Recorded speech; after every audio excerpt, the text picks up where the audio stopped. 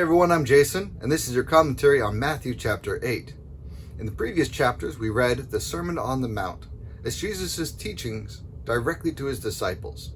And it ended with Jesus having spoken with such authority that the people were amazed. In this chapter, Jesus isn't just going to speak with authority, he's going to live his life with authority as well. It's actually broken down into 6 sections.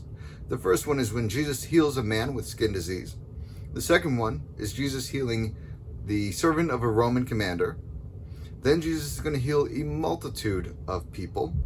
The last 3 sections are about the cost to follow Jesus, Jesus calming the storm, and finally, Jesus healing the 2 demon-controlled men. Jesus came down from the mountainside. Large crowds followed him. A man who had skin disease came and got down on his knees in front of Jesus.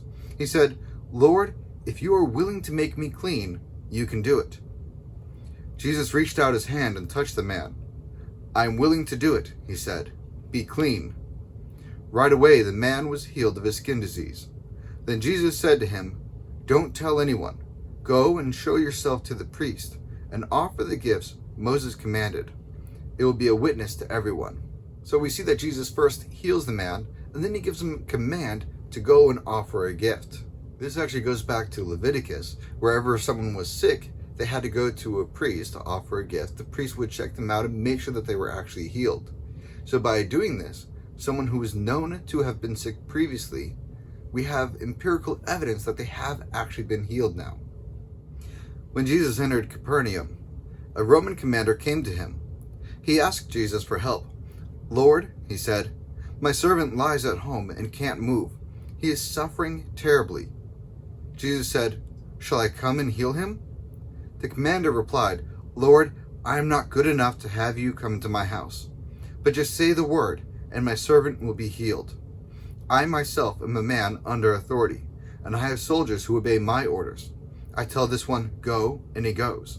I tell that one, 'Come,' and he comes. I say to my slave, 'Do this,' and he does it." When Jesus heard this, he was amazed. He said to those following him, "What I'm about to tell you is true.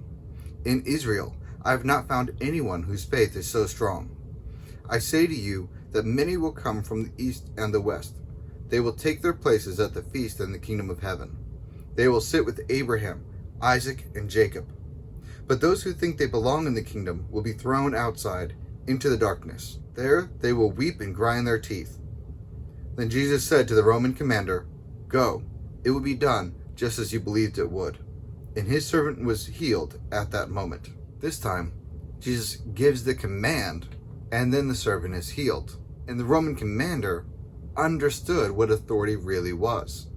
And because Jesus has the authority to heal, he didn't even need to go and do the healing. He could just command that it would be done. When Jesus came into Peter's house, he saw Peter's mother-in-law. She was lying in bed. She had a fever.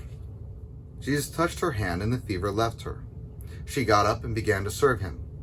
When evening came, many people controlled by demons were brought to Jesus. He drove out the spirits with a word. He healed all who were sick. This happened so that what Isaiah the prophet had said would come true. He had said, "He suffered the things we should have suffered. He took on himself the sicknesses that should have been ours." Not only is Jesus' authority over our bodies and our health, he even has authority over demons. His authority goes beyond the physical, even into the spiritual.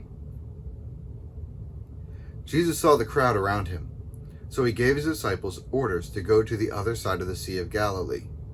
Then a teacher of the law came to him. He said, "Teacher, I will follow you no matter where you go." And Jesus replied, "Foxes have dens, birds have nests, but the Son of Man has no place to lay his head." Another follower said to him, "Lord, first let me go and bury my father."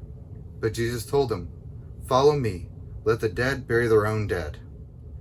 There's 2 things to get out of this passage. First of all, Jesus' authority, it's all or nothing. You can't kind of accept his authority and kind of not. You're either all in or you're not. And secondly, it's a matter of cultural context here. When Jesus says, Follow me, let the dead bury their own dead. Jesus isn't being harsh to the guy. He's not saying, no, you're not allowed to bury your own father. For them, in that culture, when he says, Lord, first let me go and bury my father, his father was still alive. Most likely his father was healthy and would be alive for a while. And the guy's just saying, I'll follow you after a point of time. Whenever it comes up that my parents pass away, then I'll go ahead and follow you. And Jesus is saying, why wait? Follow now. Either we choose to follow him or we don't. Jesus got into a boat. His disciples followed him. Suddenly, a terrible storm came up on the lake. The waves crashed over the boat, but Jesus was sleeping. The disciples went and woke him up. They said, Lord, save us, we're going to drown. He replied, your faith is so small. Why are you so afraid? Then Jesus got up and ordered the winds and the waves to stop. It became completely calm. The disciples were amazed. They asked, what kind of man is this?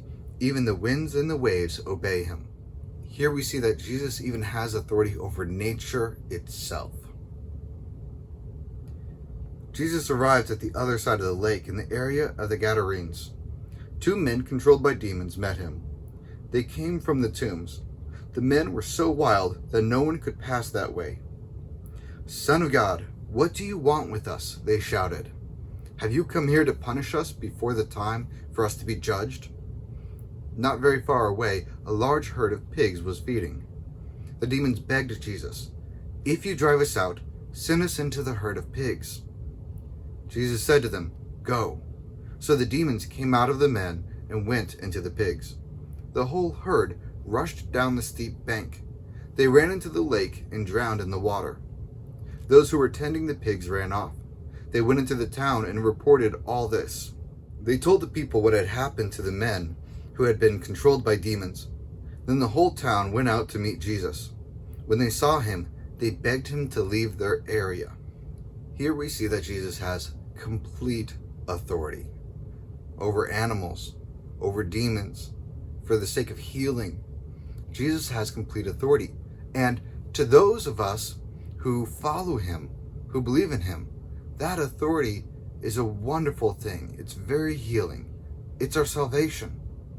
But to those who don't follow, it could be a very frightening thing. These 2 men who were demon-controlled were free, finally. And yet, how did the village respond? When they saw him, they begged him to leave their area. They didn't want Jesus around. Instead of rejoicing for the souls that were saved of the 2 men, instead they were concerned about their own economy, about their own food supply with the pigs. And this is another time we have to understand cultural context. Okay? Why would they have pigs? Most of the people in the area would have been living on a kosher diet. So the fact that they were raising pigs in the first place, they weren't following God, and they were upset when they finally saw Jesus' authority. So what does this chapter mean to us? Well, this means that Jesus' authority makes him both a Savior and a Lord. That he can heal, but he also has the right to command. The very thing that gives him the ability to heal and to save us is the very thing that requires our obedience. You can't call him your Savior if you're not willing to call him your Lord as well. Well, that's it for our commentary on Matthew chapter 8. Thank you so much for joining me, and I will see you guys next time.